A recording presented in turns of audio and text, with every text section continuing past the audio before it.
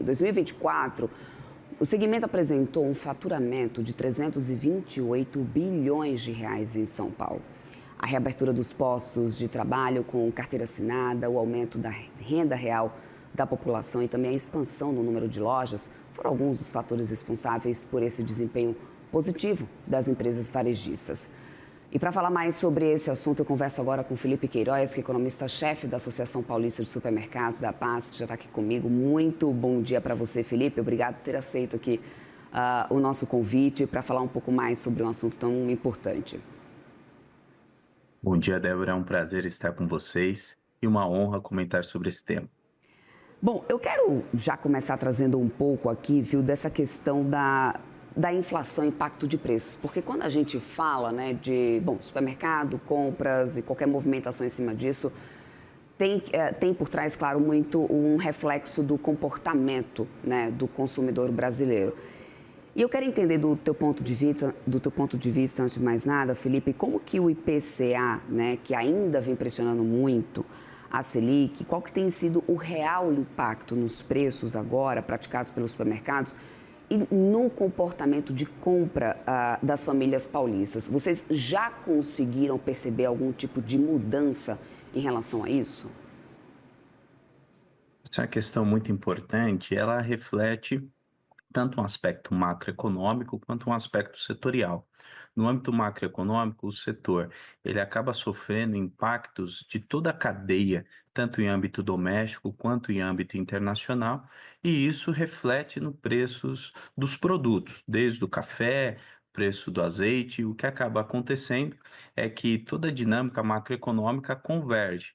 E por outro lado, quando nós analisamos o setor, tem um duplo movimento. Por um lado, o setor de supermercados, especialmente no Brasil, ele tem uma característica única, que é a ampla concorrência, ou seja, os grandes competem com os médios e os pequenos, não temos aqui um oligopólio, e a margem acaba sendo cada vez mais estreita, ou seja, ninguém quer perder mercado.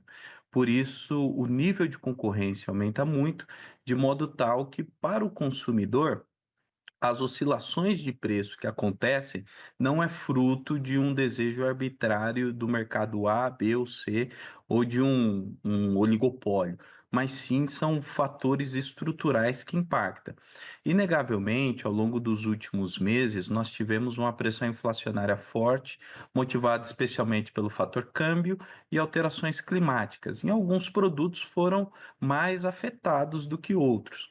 Ao longo dos últimos 12 meses, a inflação nos supermercados paulista, medido pela APAS em parceria com a FIPE, está na casa de 6%.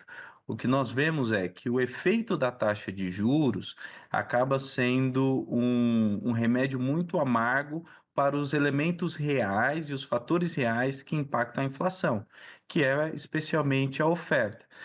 Se há uma redução de chuva, se há um clima mais quente, isso impacta a oferta de diferentes produtos. E aumentar a Selic produz um efeito sobre toda a atividade da economia e não resolve necessariamente alguns elementos fundamentais da inflação. Bom, pensando, né, nisso, aí eu quero entender se teve alguma correlação, porque eu vi que vocês tiveram um saldo positivo, né, de mais de 2.600 lojas, novas lojas, né? Mas em contrapartida também, né, tiveram alguns fechamentos, 1.300 fechamentos. Aí eu quero entender se essa questão, talvez, de inflação, de um cenário macroeconômico, se isso explica esses encerramentos ou o que pode ter de recado por trás disso, de sinalização sobre os desafios operacionais aí do setor? Olha, a APAS faz um acompanhamento quase que em tempo real sobre como que está o comportamento do consumidor. E tem uma área específica para isso, que é a área de inteligência setorial. E o que temos observado aqui é que os consumidores cada vez mais têm diversificado suas compras entre os diferentes canais. E isso reflete, inclusive, na quantidade de supermercados e o tipo deles. Hoje há um investimento grande em lojas de proximidade, lojas de condomínio condomínio, de modo tal que o consumidor tenha a possibilidade de ter uma compra mais cômoda e com menos atrito. E isso reflete também no volume de hipermercados, supermercados, inclusive atacarejos. Então, o que nós estamos observando é uma transformação no perfil de compra, e essas transformações são refletidas, inclusive, na abertura e no fechamento de lojas. Desde as grandes redes até as pequenas redes, os pequenos supermercados, têm investido nessas pequenas lojas mais próximas aos consumidores, de modo tal que, como algumas compras acabam sendo fatiadas e divididas ao longo do mês, eles podem, inclusive, ter um ganho aí de mercado, de fatia de mercado, nessa atual conjuntura. Nós vivemos um cenário que temos uma pressão inflacionária, sim, mas é muito diferente da inflação e da pressão inflacionária que tivemos durante os anos 80 e os anos 90. Então, ainda não é um processo de concentração de compras no primeiro dia do mês ou assim que recebe o salário, porque não sabe o que vai acontecer na semana seguinte com os preços. Nós temos uma pressão inflacionária que é motivada e movida por alguns itens específicos. São itens sensíveis, inegavelmente, como acontece com o café. Mas não é que estamos observando um aumento descompassado e generalizado dos preços. Por isso que o setor, inclusive, tem investido muito em mercados de proximidade, lojas de condomínio, para atender os consumidores. Uhum. E quanto à questão do ticket médio, né? Porque eu vi que vocês também constataram que houve uma evolução no ticket médio, mas em contrapartida, uma certa volatilidade também né, no faturamento real. O que isso revela para a gente sobre o poder de compra dos consumidores e também o tipo, claro, de ajuste que o setor tem feito ou precisa ainda fazer para poder se adaptar a isso? Isso revela dois pontos. Durante a pandemia, o ticket médio deu uma disparada, inclusive porque as saídas de casa eram controladas e as idas aos supermercados eram para reposição única e exclusivamente. Hoje, o que nós temos observado é o ticket médio está numa tendência de alta motivada por dois fatores. Por um lado, a redução da taxa de desemprego e o aumento da renda real da população, isso favorece o movimento de que as famílias comprem mais, adquiram novos produtos, tenham uma cesta de supermercados mais recheada, e isso tudo está atrelado à melhora da condição macroeconômica e social do país como um todo. Por outro lado, esse movimento não foi de uma alta tão grande, porque as pessoas estão indo também mais vezes aos supermercados, dividindo as suas compras e mesclando as compras entre os diferentes tipos de estabelecimento, desde o atacarejo, algumas compras, parte no supermercado e outra parte nos mercados de vizinhança. Por isso, o aumento do ticket médio ele é reflexo dessa conjunção. Por um lado, um cenário macroeconômico favorável e, por outro lado, não cresceu tanto porque a concorrência aumentou e o perfil de compra também tem mudado. Uhum. E Felipe, e a conjuntura internacional, né? Eu te pergunto isso porque eu também vi que vocês destacaram essa questão do protecionismo recentemente, a guerra comercial, ou seja, tudo que acontece lá fora, instabilidade política, de modo que isso acabe afetando o setor supermercadista, né? Então, de que forma fatores tão globais podem acabar impactando diretamente custos, claro, né? Ou mais abastecimento nesse caso? De qualquer forma, pode haver repasse, então, para os consumidores? Nós acompanhamos com muita atenção a evolução da conjuntura internacional, e ela é uma conjuntura bastante conturbada.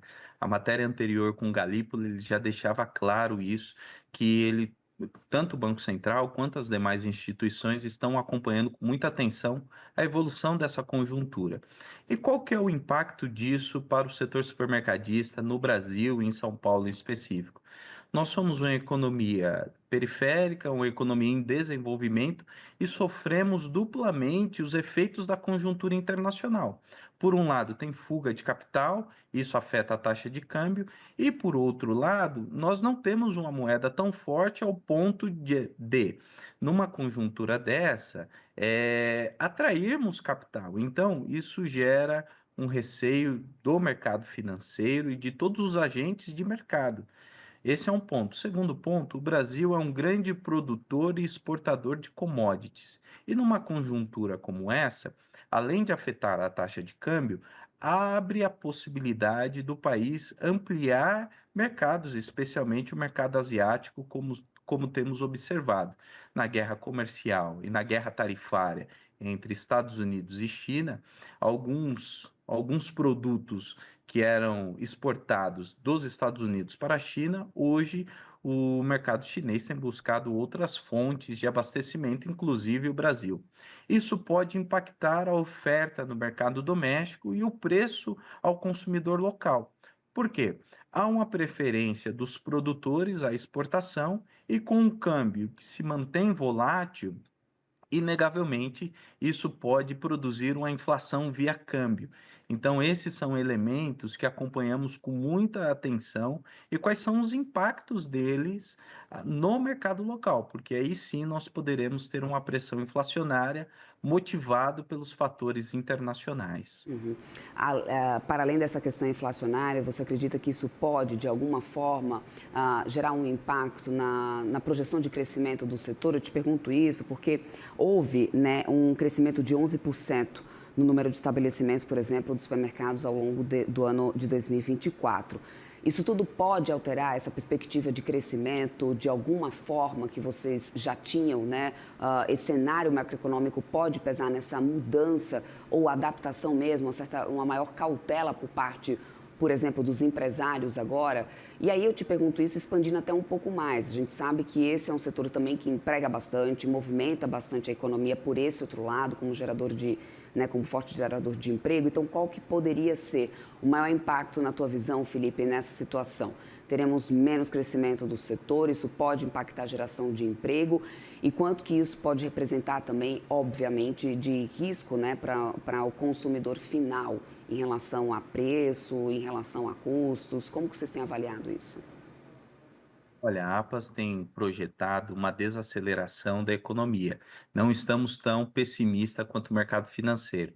A nossa expectativa está de crescimento de 2,2 do PIB neste ano.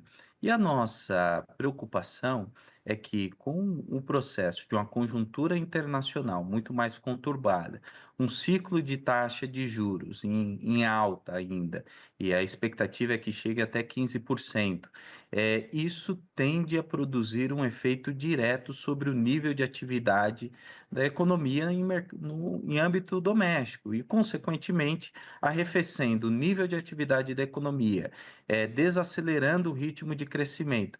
Isso, consequentemente, produz um efeito em cascata e afeta o setor supermercadista. A expectativa nossa é que, se mantivermos esse cenário mais conservador, com desaceleração do crescimento, inegavelmente nós teremos um ritmo menor de expansão, tanto do setor supermercadista quanto do consumo das famílias, até porque eles estão intrinsecamente ligados. E a expansão e investimento no setor vai depender, inclusive, da taxa de juros.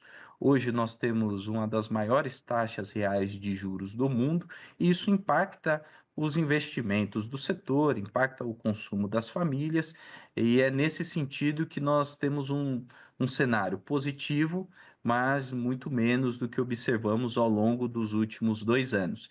Isso, consequentemente, pode afetar o volume e o crescimento do setor em abertura de lojas, expansão do volume de compra das famílias. Então, a nossa expectativa é de crescimento mais moderado neste ano de 2025. Perfeito, obrigada pela tua participação, Felipe, aqui conosco. Conversamos agora com o Felipe Queiroz, economista-chefe da Associação Paulista de Supermercados, a APAS. Muito bom dia para você, Felipe. Até uma próxima. Muito obrigado, Débora. Bom Até dia. mais.